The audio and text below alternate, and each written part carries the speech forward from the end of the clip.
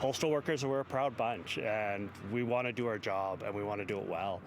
And, we're just asking to get a fair contract out of it. Post services are shut down across the country as thousands of Canada Post workers are now officially on strike. Behind me, dozens of picketers have formed a line outside of the Canada Post depot by YVR Airport.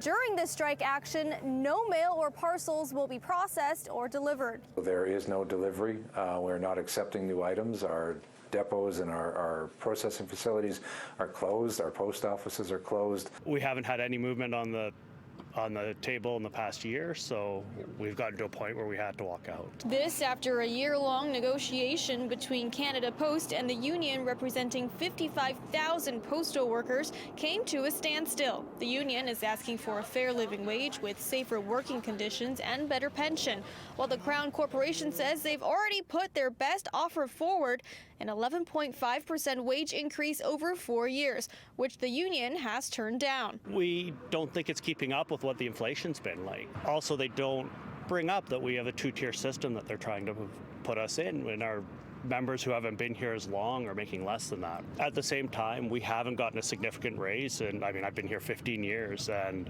there hasn't been more than 2% a year, and some years we're getting nothing. That's very disappointing. We are continuing to have discussions at the table as much as late last night, and we're still talking today, so hopefully we can get a deal and get this behind us, but this is hurting a lot of people. This strike comes at a critical time with the holiday season approaching, affecting businesses across Canada that rely on the Postal Service, like this Etsy shop owner who sells art prints and stationery. The big thing is how we will end up absorbing the cost. So we will still try to run our shops through the holidays because it's our biggest season. So people are still sending orders into us. We don't want to shut our shops down, our online shops, because then that changes everything. So you're going to find a way. It's inexpensive for me to use Canada Post, and I can do it with tracking, and it's the cheapest way to go. So really, I'm stuck with a bunch of letter mail now that's going to have to go out for no less than $18 when typically it would go out for $3 to $8. As for the impact on services, Canada Post says government benefit checks, such as for child benefit, old age security, and pension plan will still be delivered. In Richmond, Cecilia Hua, City News.